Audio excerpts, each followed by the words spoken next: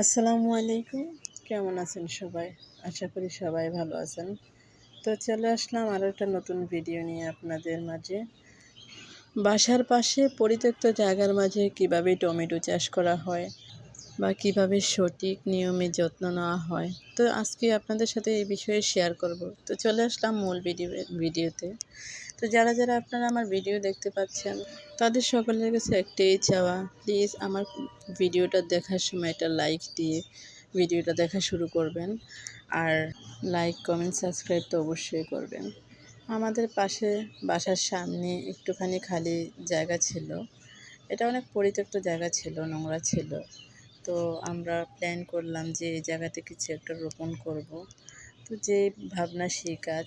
তা আজকে কিছুদিন যাবৎ এইখানে আমরা এই জায়গাটা অনেক পরিষ্কার করি। পরিষ্কার করার পর এখানে আমরা জৈব সার ফালাই। জৈব সার ফালাই বলতে শহরে তো জৈব সার পাওয়া যায় না।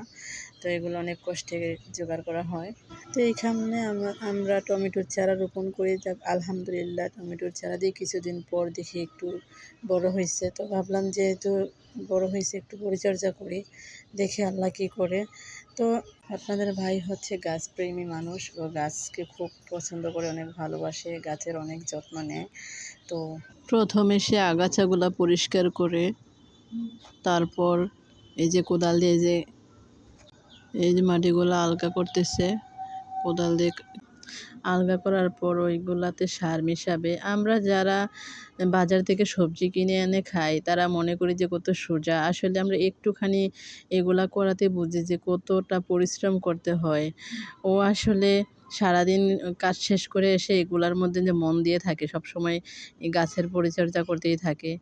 অনেক দূর থেকে জৈব সার নিয়ে আসে, কীটনাশকের ব্যবস্থা করে। মাঝে মাঝে আমি ওরে দেখি যে আশেপাশে দোকানগুলো থেকে ডিমের খোসা নিয়ে আসে, কলার খোসা, ডিমের খোসা, ওইগুলাও নিয়ে আসে। ওইগুলা রোদে শুকাইয়া এগুলা পাউডার বানায়, তারপরে এগুলাতে দেয়। তো তারপর আমি যখন রান্না করি, যে ভাতের মাড়, তারপরে চালের ডালের পানিগুলা যে, ওইগুলোও ফেলি না, ওইগুলোও এখানে গাছের গোড়ায় গোড়ায় দেই। তা আমি যখন বাসায় একা একা থাকি তখন আমার সারাদিন এগুলাই করতে করতে আমার দিন চলে যায়। তো আমার এত বেশি একা একা লাগে না। আর এগুলা করার কারণে মনটা ভালো থাকে। তারপরে এই যে বাজার থেকে নিয়ে আসছে আপনাদের ভাই ইউরিয়া সার, তারপর টিএসপি সার। এটা তো দানাদার সার, আমি এটাকে নাম দিয়েছি দানাদার সার। আমি অবশ্য জানি না এটা কী সার, এটাকে বলে যে টিএসপি নাকি। তারপরে ছোট্ট একটা বেলাতে নিয়ে নিলাম। যে এগুলো আমার কাছে দেখতে অনেক ভালো লাগতেছে, মনে হচ্ছে যে এগুলো একটু সাবু টাইপের, যে সাবুর মতন লাগতেছে। আর এগুলার লাগতেছে মাসকালের ডালের মতন লাগতেছে আমার কাছে। তারপর এগুলা নিয়ে এখন আমরা চলে যাব ওই যে আমাদের বাগানে আসার পর প্রত্যেকটাই যে এগুলো হচ্ছে ঢেঁড়স গাছ। এগুলো খুবই কম হয়েছে, যেহেতু হয়েছে আমি আর তুলি নাই। এগুলো থেকে ঢেঁড়স মাশাল্লাহ ভালোই খাইছি, আল্লাহর রহমতে ভালোই ফলন আসছিল। এটা হচ্ছে একটা মরিচ গাছ, টপি মরিচ, ওই যে কালো মরিচগুলো হয় এটা। তো এগুলা হচ্ছে জৈব সার। এই জৈব সার উনি অনেক কষ্ট করে জোগাড় করছে। অনেক দূর থেকে আসার সময়, ওর কাজ থেকে আসার সময় নিয়ে আসছিল। আমি আপনাদের কাছে একটা কথা বলি, মূলত আমি যেহেতু নতুন ভিডিও করতেছি, আমার কথাবার্তাতে একটু সমস্যা হয়। আমি ঠিক মতন কথা বলতে পারতেছি না, এডিট করতে পারতেছি না। আপনারা কেউ প্লিজ মাইন্ড করবেন না। আর যদি ভুল টুল হয় তাহলে অবশ্যই জানাবেন কমেন্টে, কারণ আমি এত পারদর্শী না ভিডিওতে, আর কথা বলতে একটু প্রবলেম হয়ে যায়। এই সারগুলা প্রত্যেকটি গাছের গোড়ায় গোড়ায় দেওয়া হয়। আর আমাদের এখানে মাশাল্লাহ আরও অনেক রকমের গাছই আছে, ঢেঁড়স, কলমি, তারপর যে পালং শাক, এইগুলাতে সবগুলা থেকে এই সারগুলা দেওয়া হয়। সারগুলা দেওয়ার পর আমরা এগুলাকে সুন্দর করে একটা কেল করব। কেল বলতে কেউ জানে কিনা জানি না, মানে মাটিগুলা দুই সাইড করে সুন্দর করে একটা ভাঁজ করে দেওয়া হয়। তো সার ছিটানো আপাতত শেষ পর্যায়ে।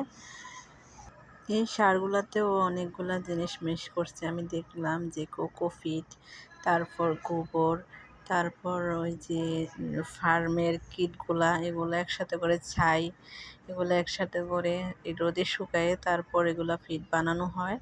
আর ওই যে কোদাল দিয়ে আমরা এই মাটিগুলো একটু হালকা করতেছি, যেহেতু সার মেশানো হয়েছে। এগুলা হালকা করে কিল করতে হবে, মানে রোল করতে হবে। ও হচ্ছে এতটাই গাছপ্রেমী যে শহরের মাঝে একটুখানি জায়গা পাওয়ার পরে এই জায়গাটাকে এরকম করে সাজিয়ে গুছিয়ে নিয়েছে। এই কাজগুলা করার জন্য এই কোদাল, কাঁচি যাগুলা লাগে ওইগুলাই ম্যানেজ করছে। কারণ ও বলতেছে আমি এগুলা ম্যানেজ করি, এগুলা নিয়ে আমি এখানে কাজ করব। এই দেখেন এটুকু জায়গার জন্য কি সুন্দর পানির ব্যবস্থা করে ফেলছে, কোদাল, কাঁচি এগুলার ব্যবস্থা করে ফেলছে।